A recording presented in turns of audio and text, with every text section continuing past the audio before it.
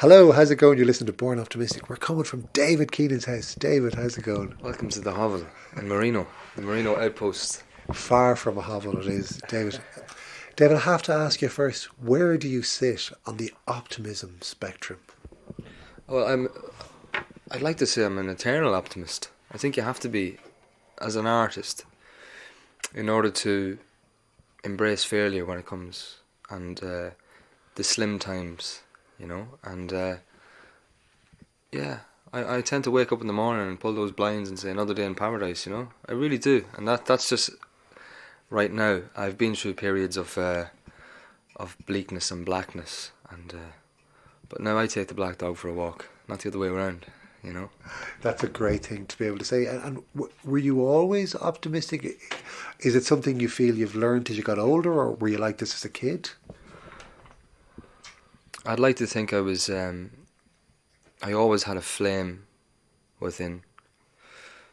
Picasso said the artist is the child who survived, and I always knew from very early on that even when nobody else understood, I understood. If I only held on to it, that brief candle or that flame within, if I only protected it, it wouldn't lead me astray. And it's always been the safety rope that's pulled me out of the bog. And the only obstacle in life, I think, is yourself. And once you continuously overcome that and excel, it's a very freeing place to be. But as I said, these times have to be appreciated. For if darkness ever comes knocking, you have to be prepared. So yeah, I am the eternal optimist. And what kind of age were you at when you became aware of this flame? And was this before you got into music or after? Or? I think it was around the same time. Like there was I had a guitar from when I was about 4 or 5. I couldn't play it, but it was an orange little guitar. My father was driving a bus at the time, and his tie was the strap. There was a screw at the bottom of it, I think. And that was always kind of knocking around. So I remember from about 4 or 5 copping on that at any gathering that I was kind of, do your party piece kind of thing. And so I'd start singing. And but I think it was when I was around 10 or 11 that it really dawned on me that this was something else. That I think I discovered my imagination, really. Because before that, it was this kind of ethereal thing that I didn't really understand.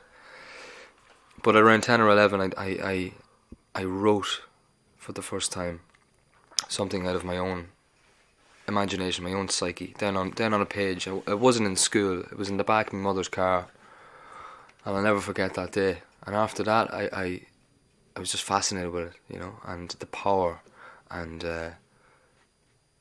Just the exploration to go off in these tangents of the mind, I'm still doing it, But I suppose going through school and making your way as a teenager, and all the obstacles that you face from society and your peers, and trying to be understood and trying to find your tribe of like-minded souls, you can fall into a few shucks, But the writing was always a means of me reminding myself of who I was and what I wanted to do and why I was here and what's it all about, And what do you know now that you wish you knew then? It's just a sense of just a reassuring sense of being comfortable in my own skin, If I could see my 15-year-old self, I'd give him a hug and I'd say, grow your hair, man, Don't be afraid, grow your hair, grow that wavy hair, and stop shaving it all off, because the lads are slagging you, or even though I'm still in my early 20s or whatever, I feel like I should have done things sooner, and I would have told that 17-year-old kid or 18-year-old kid just to be more of an individual, to step out and believe in himself, because I'm there now, and I have been for a few years, but I still feel like I missed out on a couple of years there, where I could have done something. I could have, yourself. That's the fear. That's the constant fear. Like Jacques Brel said, the fear of not reading enough, not getting enough done. Grease around the heart is going to kill us all, So, but yeah.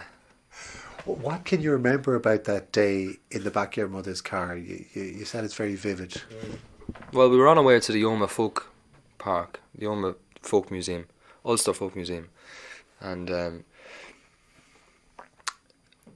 I remember tracing my name or some word in the condensation of the window. It was a rainy day, just like today, and I had a blue notebook that you would have got in school for writing your like a dictionary book back in primary school.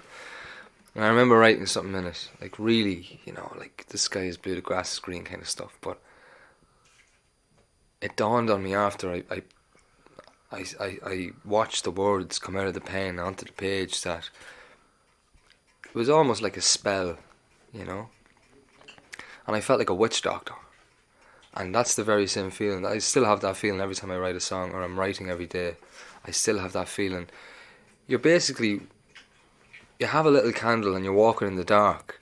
And you're not sure where you're going. And that's the exciting thing, You might stumble into this universe. You might open a door to a different headspace. You might discover something. You might unlock something. And that's the beauty of writing and creating, But that day, yeah, it all stems back from that day.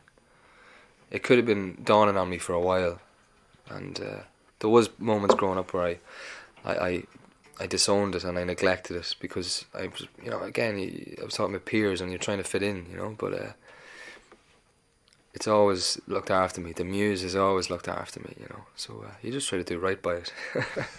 And what are you looking for with this candle in the dark, or what do you consider your purpose to be? The unravelling of the self, I think, because although it might sound quite cold, but I came in on my own. I'm going out on my own, and although we have people in our lives that mean everything to us, we have to go to war with ourselves. We have to try to uncover our makeup, and for me, it's all about trying to. It's like tropism, phototropism, growing towards the light, trying to make modifications along the way, learning the hard way, making mistakes. I'm not sure, it's only recently, like in the last 12 months, I'm here to express myself, and I'm here to write songs, and I'm here to make great albums, and it's a selfish act for me. But if you put it out there into the ether, they're not your songs anymore. They become this other thing. You dress them up, you send them to school, and they go out into the world on their own, and they gather momentum. And if they can have any sort of impact in other people's lives, then that can only be a positive thing. It doesn't feel like you're taking the easy way out.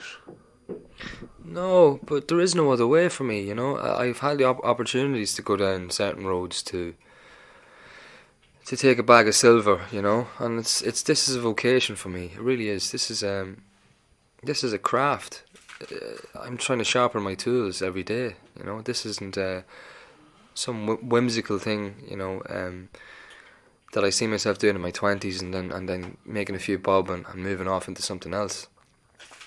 Music and art is everything. It's the only thing for me, and it inspires me to try to writing songs inspires me to try to paint and to write in other mediums, and it's just all about expressionism because it's so freeing. It's just so freeing. It's just I'm at my best when I'm just really immersed in my calling, and that is just making art.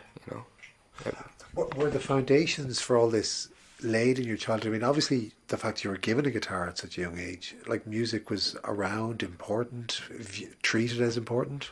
Yeah, I think, well, my background, all my mother's side of the family are from Dundalk in the town, and my father would be from a couple of miles outside Dundalk, but it was considered to be the countryside. And my mother's family is quite a small family, not many cousins or anything like that, but my father had a big immediate family or whatever, and so there was always parties and always christenings and always weddings, and there was like stock car racing and the pub on a Sunday, a ritual, and so there'd always be parties, and music was always around, yeah. Like my father would sing when he'd get a few jars in him, and my granny, his mother, would sing. And I suppose, yeah, they tried to push like country music onto me from a very early age, but I wasn't long sussing that out, you know. I binned that very early on, at about 4. But yeah, and my dad obviously got me the guitar, so he was obviously. Now that I think of it, actually, he probably deserves a bit more credit than he gets, because he obviously bought me that guitar, which is something I might just say, but I haven't actually thought about it before until this conversation. Yeah, my father and his role, because I kind of, my grandfather on my mother's side, he was always, he would bring me for all these incredible adventurous walks with the dogs, and concoct stories about cowboys and Indians, and then my uncle would take me up to Dublin on the bus, and my granny was a great storyteller, and she always had like beacon lying around, and you know, that kind of thing. So maybe I neglect me father in a sense, but yeah, the guitar was there, and I didn't start playing until I was around 10 or 11. Got a few chords. Just to rewind a tiny bit, Yeah. you just threw away stock car racing there as if there was something that everyone does. Tell me a bit about that. Yeah, well, there you go. You know, like when you grow up in bandit country, you know, it's just, you just take it for a given. Stock car racing, yeah. I remember we actually, see, my parents were teenagers when I was born, you know, and so very young, and we lived in a mobile home in the garden of the home house now, which is the house my father grew up in. And one of my earliest memories was sitting on my mother's knee in the back of it. It was a black, I'm not sure what it was. It was like a Saab or something, and there was iron bars, and big long iron bars in the back seat, rusty. I'm not like, I was only about 2 or 3. This is a real early memory. Rusty and sitting on her knee. The car wasn't started, but maybe he was showing it to her or something. And then I remember he had another one. There was a roll cage in it. So it was like up in Knockbridge is where I was from. And there'd be races and there'd be trophies. And my grandfather was a flag man, and it was a big deal. And it came back when I was about 16. They all got together again after about 10 years and brought it back. And I was there for a few times. And my father had a Skoda and he put a roll cage in it, and I haven't drove since. So, but yeah, that was the kind of tradition around the area, stock car racing. And you used the word bandit. I mean, did you feel you were living outside the law? Well, certainly. You get. There's an undercurrent that was there, because like 10 minutes from my house you'd be in Cross McGlen, you know, and then Monaghan's just around the corner as well. And obviously back in the early mid-90s or whatever, there's this undercurrent of criminality and you know, the boys on the border, that was on, and what does Jinx Lennon say, the Balaclava boys, you know, and they were all there, and you knew them and you knew of them, and you know, that was present. But again, it was just, you just accepted it. But looking back, like some of the characters that were just real raw, and just real gunslingers, like the Wild West in a sense, you know. But and obviously that all sunk in to me being in pubs as a kid with my father and seeing all these characters, you know. Like probably like the first proper song that I'd written, El Paso. The first line in it is, I was told long ago, you'd learn more on a building site than you would in school. And that comes from being in a pub with my dad, and University Challenge was on by mistake, obviously, in the bar. And some question came up, and I was sitting there, you know, like staring into my cup of 7-Up or whatever. And somebody says to me, "You that does read, what's the answer to that? You that does read, what's the answer to that?" And I don't know. And some fella said, "You learn more on a building site than you would in school." And that just clicked, you know. And I'm not sure why it clicked, but it clicked. And I went home and I wrote the song, El Paso. And yeah, there you go. That's brilliant. I love it. And what was the allure of music for you? Like, was there anything else that was vying for its attention? And what was it? What was it that drew you? Escapism, I'd say. Escapism, you know. I think any kid who, has an imagination. I don't know. Maybe I'm just speaking for myself, but I always felt the need to be somewhere else. To go somewhere else. Dundalk wasn't enough. Although I romanticise it to the hilt. I just needed to get out, and I'm not sure what it was. I think if you want to go real deep into it, I think I probably got a pat on the head for singing a couple of decent verses of a song, and obviously as a kid that's going to seep into you. But I think escapism, and as I got older, I met a couple of people along the way who were just. I remember meeting this guy on the bus, and he had a pair of leather boots on him, and this was like, you'd be liable to get done in if you were wearing leather boots, and he was a year below me, and he had a Walkman, and I had a Walkman, and I remember looking at him and staring at him for a couple of days and going, I have to talk to this guy. And then I sat beside him, and I said, what are you listening to? And he said, oh, my brother's band. And I was like, you have a brother, and he's in a band? He was like, yeah. And he was like, you're wearing leather boots, do you know that? I was like, yeah, they're my brother's boots. I was like, what? And then we became friends, and he passed me on, I think the following day, he gave me the Libertines' second album, which was just out, or about a year old. This is about 2005. And I remember listening to it that night in my bed, and just like, blew my brains out, colours and it was like just DMT, it was that was one of the standout moments of music for me. And I bought an electric guitar after that, and we all wore Reebok Classics and started talking in English accents and silly walks and all this crack, but that's all part of it. It's like you're part of a gang. It's like, Lord of the Flies kind of thing, escapism and finding your tribe and your gang. And as a kid, I think that's really important, whether it's sport or whether it's art or whether it's anything, to try to find this solid group of like-minded people, that want to be, Peter Pan almost, And who was this magical, mysterious older brother? Like, was the band any good? They were called The Exhibition, and I think he lives in Manchester now, that chap. But they were a three-piece, and it was real kind of punk, and I'm not sure what you would call it, but it was nothing that I'd ever heard. Like, do you know what I mean? Again, the most kind of rock and roll that I would have heard before that was probably Ronnie Drew. Do you know what I mean? But he is. I mean, he'd put them all to shame. But I'd never heard that before, and it's almost, again, from where I was from.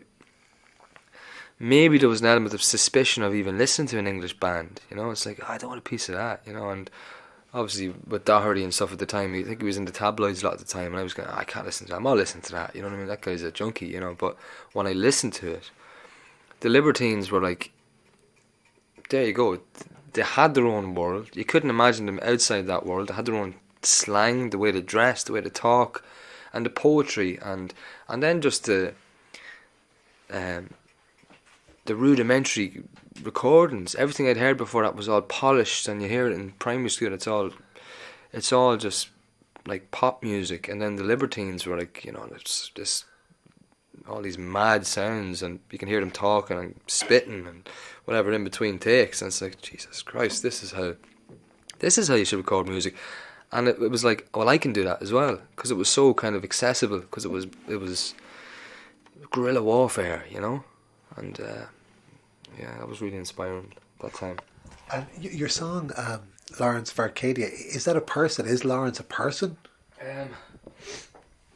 I was asked this a few times, and you tend not to kind of dissect for fear of demystifying it, but I think Lawrence of Arcadia is probably me. He's probably like my alter ego in a sense, and I could probably say things through him that I wouldn't feel comfortable saying on my own, I suppose he's a romantic poet standing on a shoebox selling postcards to Spain in the pissing rain in the winter, and trying to pay the rent, and I think it's probably me. Lawrence is probably Lawrence and me are in the song, if you get me. It's quite schizophrenic in a sense, because there's that lyric at the end, you can't kid a kidder. He's saying, when my words pour like a river, you can't kid a kidder. So it's also the Catholic guilt in me going, wished, you know what I mean? You think you can be, go handy on trying to be profound and playing this poet, man. You know, just yeah, come back down there. You can't kid a kidder, you know. So it could be a lot of things, Donald. You know, it's just Don't be having notions. yeah, exactly. Who are you kidding? You know, who are you kidding? You know, I know where you come from. You're from the dog kid, don't you? Oh, yeah. Yeah.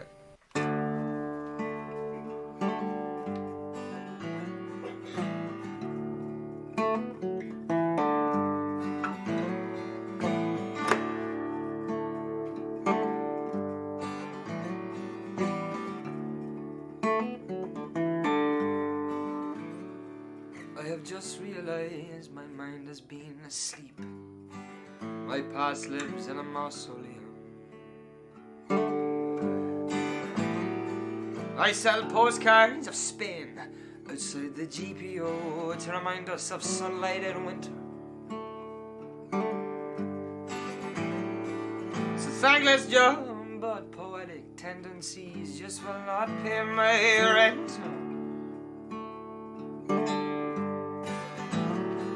On these scorched streets I praise the gods. I open my mouth and see what heaven sends. There I am caught in all the birds to illuminate me now. If I lean towards a trigger, you say you can't kid a kidder, no. Oh, you can't kid a kidder, no.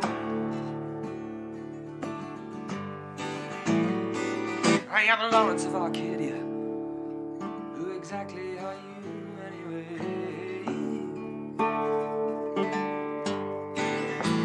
You're looking at the last known bar stool prophet to retire early from the trade. I'm going fishing for pairs of wisdom. I'll be dancing through the pissing rain.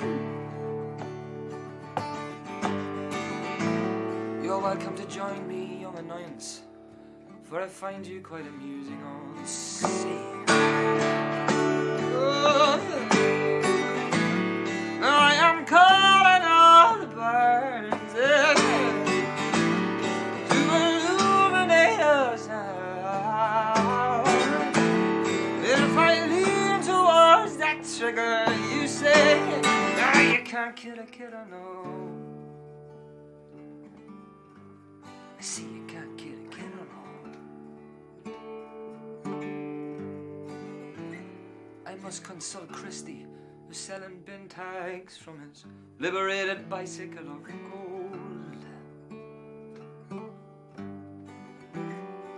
If there's answers to be sought out, it is him who knows all that's being told.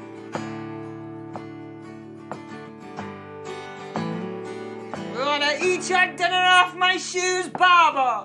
Let's say his hungry dog. I know I'm taking notes, but tell me this now. Who is it that is keeping score? I am calling all the birds to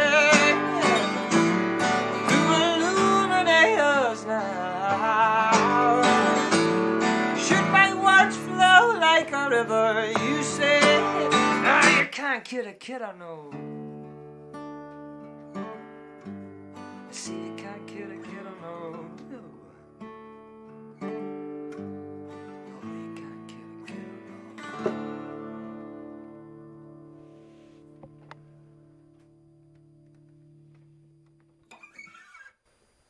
Brilliant. Thanks a million, David. David, one of the things I love about your music is, despite the rawness, that there's this melody that you just can't suppress. Yeah, maybe so. I suppose the melody is the carrier of the lyrics for me. But when you stumble upon something that is very melodic, it's just good for the soul, you know. And I have a lot of songs that are quite lyric heavy, and there's a lot of words to get through. So when you do stumble upon a song that gives you space and time to breathe and time to reflect, it's a beautiful thing as well, you know. So yeah, I love that song. That came after a period of not writing anything for a while, for a month or so, and but as my mate Harry Hoban says, if you've got writer's block, write about having writer's block, you know. And yeah, that Lawrence just came out of the ether, you know. So I think it's important just to be conscious, and conscious of your day-to-day life, but also your dreams and your unconscious, and certain ideas come pouring out. I'm just an obsessive note taker, and it's meditation. It's like a ritual thing. If I don't do it, I feel this all with guilt, and it skews me for the rest of the day, you know. So, but yeah, the songs are coming thick and fast. So, how do the characters in your songs react if they recognise themselves? Has that happened? Any of the people with Christy selling the bin tags, or have people ever twigged themselves, and how do they react if they do? Oh. Well, Christy selling bin tags was a lad in Ballybock around the corner, on his bike, shouting. Like, for some reason he had like a Blackpool accent or something, a Lancashire accent. Bin tags, get your bin tags, yeah. But he was like, you want to buy a few bin tags? He was obviously, they've still got the post office stamp on them and all. Like, he was obviously out there pinching them, you know. And he was going around selling the bin tags. But he just struck me as this kind of biblical figure almost, on his golden unicorn, obviously BMX, selling bin tags. It's just the way you see it, you know. It's how you see things. I suppose you can spin them.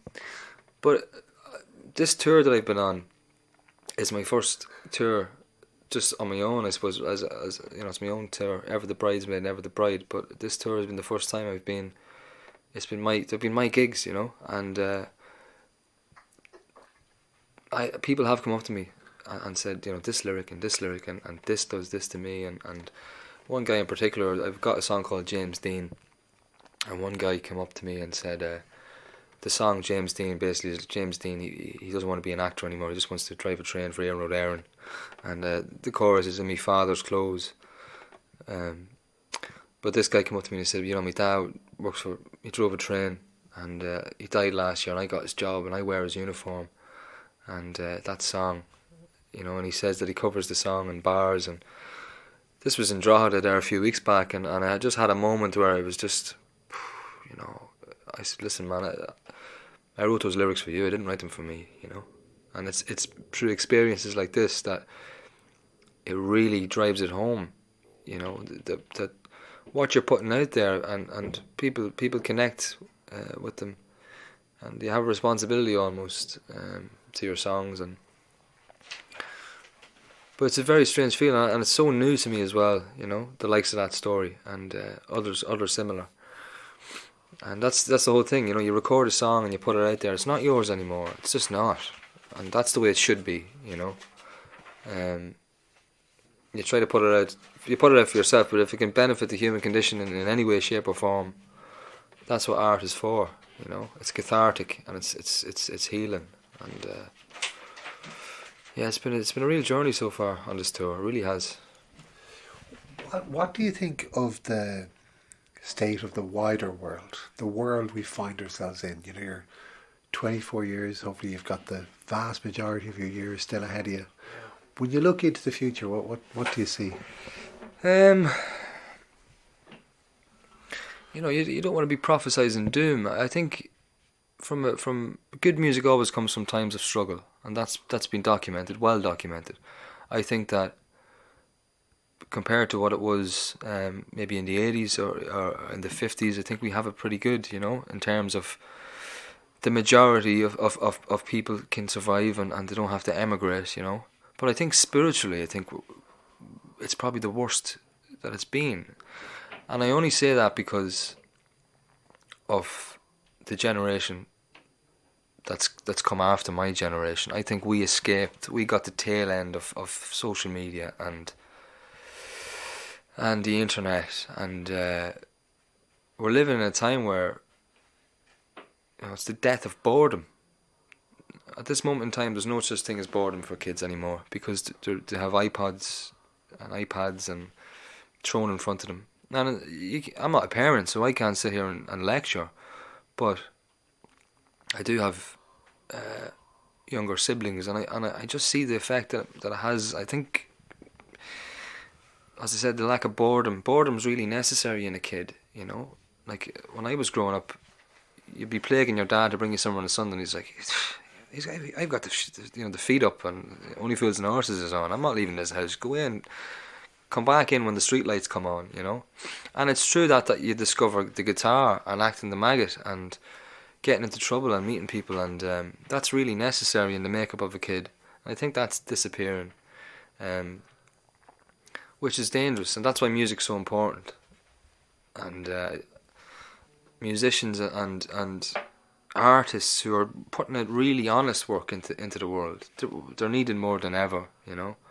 We're living in this kind of, again, we're slipping into this neoliberal, sickeningly PC society with social media. Everyone's afraid to say anything, you know, because it might upset their careers, in inverted commas, which is totally detrimental to art and the making of art. And that's why I think that artists, musicians, writers, poets, we need to unite. We need to put work out there that is gonna be, you know, it has depth and it's gonna sustain.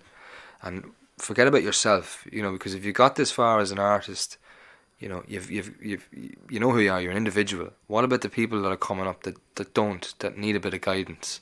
And that might sound a very egotistical and arrogant thing to say, but it's needed. It's needed now more than ever, you know. And good records are needed, and good books, and beautiful paintings, and we need these people to step out of the shadows. And obviously they're out there, you know, and it just so happens that I'm being interviewed today, and I get a chance to voice my opinions. You know what I mean? Not everybody gets that chance to voice their opinions, but we do, and I think there is people in Dublin that I've come across that are very inspiring, and we are rallying around each other. And but the times that we live in, I mean, every day is, as I said to you, you know, to wake up and say another day in paradise, you know, another chance to grow. And but you have to be aware of what's going on as well. And although I can escape into my own worlds through writing and through the narrative songs, it does trouble me where the next generation is going to be at spiritually, you know, and what importance they put into music. Yeah, it does worry me. It does trouble me. I do think about it. I try to put it at the back of my mind, but there's no point me sitting here waffling about it. I can make a difference by making good albums, you know, and when I play a gig, to totally strip myself down to the bare bones, and to express myself, and to try to get as close to the truth and sincerity and honesty as I can. And if that's my means of trying to turn people on, then that's why I'm here. Getting back to your earlier question, maybe that's why I'm here, you know. But well, I can't help thinking about, you know, just like you discovered the Libertines when you were 14. yeah, You know, there'll be hopefully people discovering your music at 14, and that'll connect with them, and it'll continue. absolutely, and you know, kids need to be told that they need to seek out teachers. Like for me, it was Dylan and Leonard Cohen and Yeats, and writers like that. And you need to kind of, you know, if anybody wants to be a songwriter, you need to study the greats, and you need to consider it a craft. Well, thank you for sharing this bit of This Day in Paradise with me. Thanks a million for your time. Absolutely. Thanks for coming. You're welcome anytime. I'll get some butter in the next time. That was Paddy in the corner leafing through his magazine. You've been listening to Born Optimistic. Thank you so much for listening. Oh, hang on a minute. Paddy's got something to say there. Hang on, Paddy. What do you want to say? It's so good. Everyone should be watching it. That was Way better than lame soaps. That's Doctor Who that Paddy is shouting in the background. You've been listening to Born Optimistic. Thank you very much for listening. Until next Monday. Thank you. Bye.